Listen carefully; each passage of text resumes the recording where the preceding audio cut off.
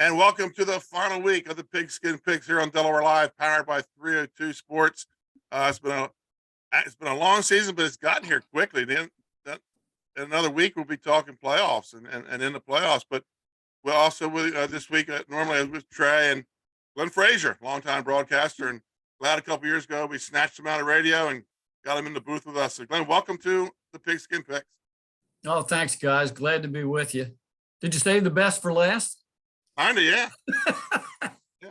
Saying they save the guy with the most experience, the guy that's picked more games in his life than we have. So Yeah, well, there's a couple of toughies this week. It's going to be tough for me to try to keep up with Marty. Marty, yeah, he's he could go wire to wire. We're gonna see. Well, let's get started. We're gonna start with Saturday afternoon, and some of these times may be wrong because they've been moving games around all day today. Let's start with Saturday at 11 a.m. The 5-4 DMA versus 6-2 Archmere. 11 o'clock kickoff. What a difference a year makes. Last year, this was the most anticipated game on week 10, as both teams came in unbeaten.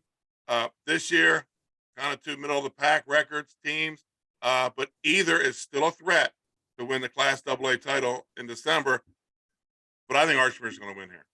Glenn?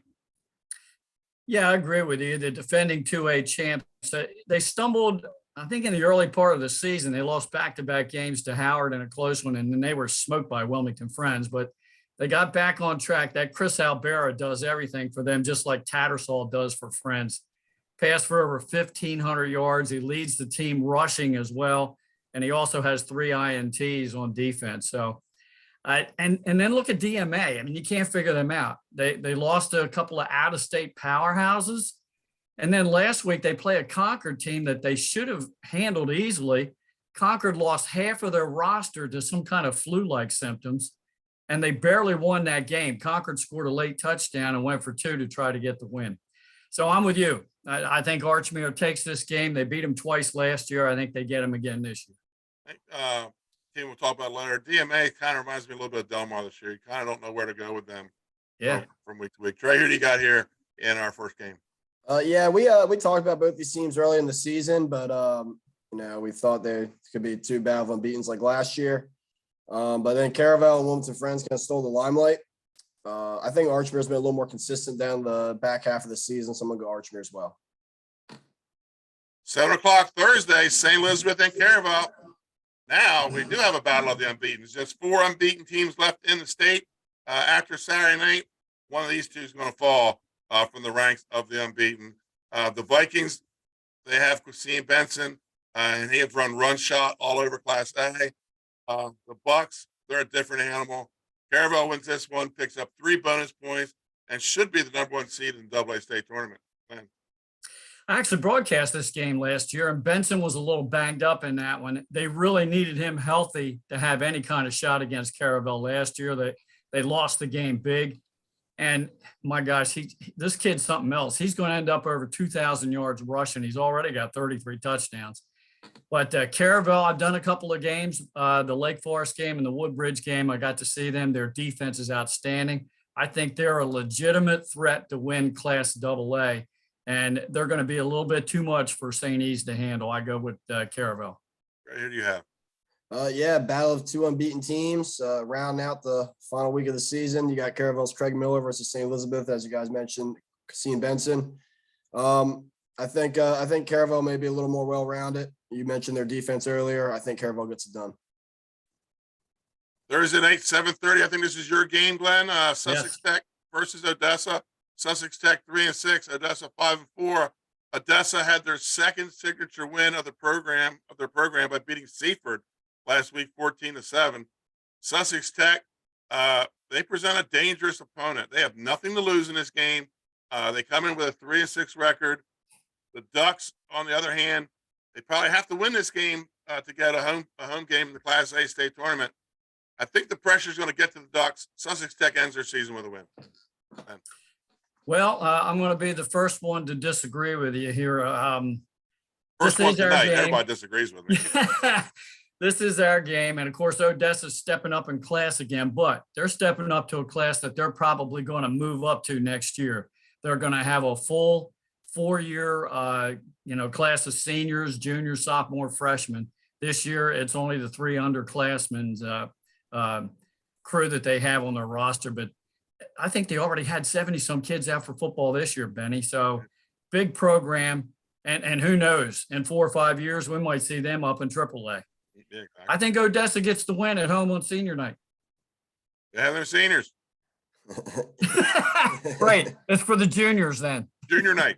Trey, who you got? You made a good point. Odessa's playing for a possible home game, and Sussex Tech is just, they got nothing to lose. I think it's going to be a pretty competitive game, but I don't know. For some reason, my gut's going with Sussex Tech. I know they tend to finish season strong, no matter what kind of year they have. I like Sussex Tech here. Hungry dog got to eat, right? Yeah, hungry dogs got to eat. No, we'll go to Thursday night, 6 o'clock. This was actually one of the original Thursday night scheduled games. Lake Forest at McKean. Lake Forest 7-2. McKean 4-5. McKean started off hot this year, winning their first 3 games, but now they find themselves in the midst of a 3-game skid late in the season. The Spartans, on the other hand, they're in the state tournament. They're playing for a home game in the first round. Lake Forest gets the Thursday night road win here. Yeah, how about Lake Forest? I saw them 3 weeks ago. They lost in a shutout to Caravel, 28-0. And then the next 2 weeks, all they do is put up 58 on Woodbridge and 49 on Delmar. I think they're on a roll right now. McCain was the feel-good story of the season, had a couple of tough losses, and they picked up those AI seniors who weren't going to have any kind of football season this year because they canceled football up there on the varsity level. I'm going with Lake. I think this is an easy pick. Right. Yeah, McKean has lost 5 of their last 6 games, and while that's going on, Lake Forest has put up 107 points in 2 weeks. I like Lake Forest. Saturday noon, 2-7 William Penn versus 3-6 St. George's. St. George's has earned their berth to the Class 3A state tournament by virtue of their 28-19 win over Cape and Lopin last week. For the first time this season, the Hawks are going to win back-to-back games. I'm taking St. George's here. Yeah, how about William Penn? This could have been winner gets in and loser gets out, but Caesar Rodney and Coach Candy, congratulations to you guys for getting a win, and 26 points you put up on William Penn. Big win for the Riders. That was a heartbreaker for the Colonials. It put them out of the playoffs.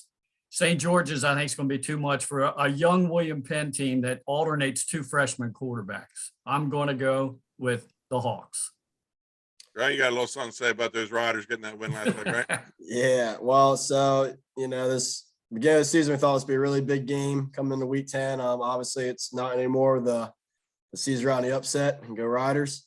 But St. George's, they're playing for a 7th seed and a potential rematch with Sally's where they only lost by 2 points. So I think St. George's gets it done. Friday night, 7:30, 5-4 Appoquinimink, 7-2 Salesiana. This will be up in Wilmington at Abyssinia Stadium. I think this is the toughest game on the slate to pick this week. Salesiana is playing well and at the right time, and they have a balanced offensive attack. Appo has been kept in games with their rushing attack. This looks to be a close game Friday night. Close game. I go with the home team. Salesiana takes the Class 3A District 1 with the title with the win. Well, I've seen both teams this year a couple of times, and what Run DMC McConomy now has is a little passing game to go and to complement his run game. Takes a little pressure off him. Both teams have freshman quarterbacks, Storr for Sally's and Nielsen for Appo, and he threw the ball around pretty well last week. I'm with you, Benny. Toughest game that you gave us to pick. And when it comes down to kind of like neutralizing things, then you look at special teams, and that's where Sally's has the big advantage. Collins, that kicker, I think he's got like 14 field goals this year. He's only missed 1 extra point. Him and the punter, Montgomery, who was key in that Dover win last week when he pinned him down at the 1-yard line, and then they got the safety to win the game. So the intangible is the kicking game. Go with Salesiana. Yeah, we got a Class AAA District 1 title on the line. We keep saying it's the toughest game. Both these teams, toughest game to pick on the schedule this week. Both teams are pretty even if you put it on paper. But I think the point was made earlier. Sally's is playing well at the right time. I like them at home. Go Sally's. Yeah, I don't like to brag when I pick a game correctly. That's a lie. I'm gonna go ahead and brag. I think I said last week that Sally's would win on a defensive score over Dover, and they Good did it call. with a safety. Yeah. Yeah, they did it with a safety. So let's move to game number 7. 4-5 Cape and Open, 8-1 Smyrna. Friday night, 7 o'clock. Cape and Open, or excuse me, over the last 5 years, Smyrna has averaged, or the last 5 weeks, Smyrna has averaged 45 points per game. Early on, the Vikings were averaging 33 points per game, but the last 3 weeks, that offense has sputtered, averaging just over 2 TDs a game. Do the math. This is a game I expect the Eagles just to roll into the state tournament. Smyrna wins, gets the #1 seed in the Class 3A tournament. Yeah, and this could very well be a rematch in the first round of the playoffs, because if Cape ends up the 8 seed, Smyrna gets the 1, then they're going to play right again at Smyrna High School. And I'm with you, Benny. Smyrna's just got way too much talent in this ball game. They're solid defensively, and they have so many weapons on offense. Go with the home team Eagles. Yeah, Cape started the year off really hot. They kind of surprised us a little bit. I know you and me talked about that. They definitely surprised us. It was fun to watch them. They were doing well. They were winning, and they definitely kind of stumbled these last 3 weeks. And Smyrna has been hot for many weeks now, and I think they continue to roll. And Smyrna's going to win here. I think Cape got off to a good start. Got those 4 wins, and then they started playing teams that were hungry, teams that had to win. Apo, St. George's, and they were games they lost in the 4th quarter. So this is a tough way to end your season. Like you said, Glenn, might have to turn the bus around a week later and go back again for the first round of the playoff. Yeah, but you know what? Hats off to Coach Frederick. He's done a pretty good job with that team this year. Yes, he has. Let's go to our game has been moved to Thursday night, the downstate game of the week. Thursday night, 7 o'clock. The 4-5 Delmar Wildcats and the 9-0 Laurel Bulldogs, the last undefeated team left in the state. Since Joey Jones coming to Laurel, he's accomplished a lot. He's won a district title. He's won a state title. He's been named both district and state coach of the year. But there's one thing he hasn't done yet. He hasn't beat the legendary Dave Hearn and the Delmar Wildcats. 0-5 against the Cats. Delmar, they're a dangerous team, even at 4-5. And they're coming in off probably their worst loss, another worst loss of the season, probably the worst loss in several years. And they're headed into they're already in the tournament. Think the Bulldogs avenge one of their losses. They've already avenged one of their 2 losses from last year by beating Woodbridge 42-0. Gonna be a full moon. They can't get caught. The Dogs can't get caught howling at the moon Thursday night. Friday night, they avenged their other loss of last season. Laurel gets the win, and they're gonna finish undefeated. Battle the Dogs and the Cats. Cats and Dogs, baby. Yep. Well, I think I'm going to go with you and the Dogs. The Cats had a close 1A win over Red Lion by 1 point. They had a close, well, that was a loss. They had a close win over 1A Indian River by 2 points. But this is a 1A team that's a lot better than those 2 teams. And I don't think the Cats beat the Dogs on Thursday night. It's a Thursday night game, right? You got a game tomorrow. Yep. Well, Coach Jones, this could be your first win over Coach Hearn, and I'm going to go with Laurel. Yep. So Delmar, they're coming in with a three-headed monster in Jalen Johnson, Takai Hoogie, and Brandon Turner. Plus, as we said, their legendary coach Dave Hearn. They're really tough to pick against, especially with an up and down season that they've had this year. But we all know about Laurel's ability to score. They've put up 409 points to their opponent's 45 this year. So that's about 45 points a game and only giving up 5 points a game. But 26 of those points were scored on them in the past 2 games, Indian River and Seaford. So maybe the defense is sputtering a little bit to end the season. We know Delmar, the dive and the double dive, right? So right. They're going to pound. They're going to pound the ball. But Laurel at home is a tough place to play. I like Laurel. I like to call. We did Delmar up in Woodbridge. I like to call Hoogie and Johnson slash and dash the way those 2 run. But you have to call the Laurel offense ground and pound, and then you call their defense pound. That defense likes dog pound. The dive from the dog pound. They like to hit. It's going to be a fun game. Like I said, full moon. We're starting to get into some weather. 7 miles separate those two schools. So, when they say throw the records out, I know it's a cliche. I think you can throw the records out, but I think we're all right. I think Delmar gets this 10-0, and Joey Jones can run across the field, give Dave Hearn a big hug, and say, finally did it. Just to clarify, you meant Laurel, right? Laurel, yeah. Yeah. Laurel, yeah. I don't want to confuse the people, Laurel, Laurel gets the win here. So, Glenn, we're wrapping up. Actually, we don't have Trey tomorrow night because it's wrestling season. But we're wrapping up, headed to the playoffs. We were talking earlier, kind of see what the seeding is going to be. I think 2A is still a little bit of a Yahtzee cup. There's some things that have to be ironed out. Laurel should be the 1A first seed. Smyrna the 1A 2 seed. I think Caravel wins and gets the other one.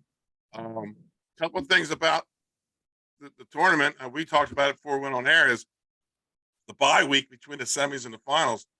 I'm sorry, I think that's awful. I mean, who wants 2 weeks to prepare for a championship game with 17, 18-year-olds and all that emotion? Yeah, it's almost like they're taking a page out of the NFL with the Super Bowl, where you play the AFC, NFC title games, and then you got to wait 2 weeks for the Super Bowl. I don't prefer it. I'm sure some of the coaches really don't. You just want to keep the momentum going. And I mean, you play that way all year long. It's week after week after week. There is a bye week in there for some of the teams, but oh well, it is what it is. Take your bye week, can't change it. If you want to take your bye week, you take it at week 10 to heal up some of those injuries, and then start a new tournament track, kind of like wrestling does. You guys have a little bit of a break before the state duels, and then it's 2 days and you're right back in the finals. Coming from a wrestling perspective, do you want that much of a layoff? Would you want 2 weeks between the conference championships and the state individual? No, I want to keep rolling, man. I mean, I want to keep going. In my opinion, the more time you have off, the more time you get maybe a little motivated, you lose a little bit of energy. Distractions. I always like, a hungry dog fights best, right? Hungry dog. And I want to keep that dog hungry. I want to keep rolling. I rest and sit down and maybe not stay to my disciplined routine so much that dog gets fed. And, You make a good point there, because like you said, your routine is 4 nights of practice, 5 nights of practice. Now it's, pushing 12 nights of practice. And like I said, we're dealing with teenagers and their thought process, which we don't always want to trust, but but trying to keep that going and we'll see how it works out. I mean, and if you manage it well, you can keep them hungry still to compete. Right. But I guess that comes down to preference. I prefer as a coach, I prefer a strict discipline routine, keep them on. But, we'll see. Helps us with coverage though, Glenn. We don't have 6 semifinals on the same weekend. Yeah, it does. It sure does. I know you got wrestling coming up real soon. Best of luck to you this year, Trey, your first year head coach here at CR. Thank you. Appreciate it. All right, so that is a wrap. The final week of picks here. Marty Sheehan, the Swami's coming to get you. I gave him a tough slate, but he's coming. You've gone wire to wire. Can he do it? We'll have to get him something special. He goes wire to wire. I want to get him a 3 or 2 hat or something, yeah. But Glenn, thanks for coming on. I know you got your game tomorrow, your Thursday also, Sussex Tech and Odessa. I think that's an interesting game. I think it's going to be a good game. Trey will be wrapping up wrestling practice. I'll be in Laurel under the full moon when the cats and dogs get after. So for Delaware Live, powered by 302 Sports, for Glenn and Trey, I'm Benny Mitchell. Folks, we'll see you at kickoff Thursday night.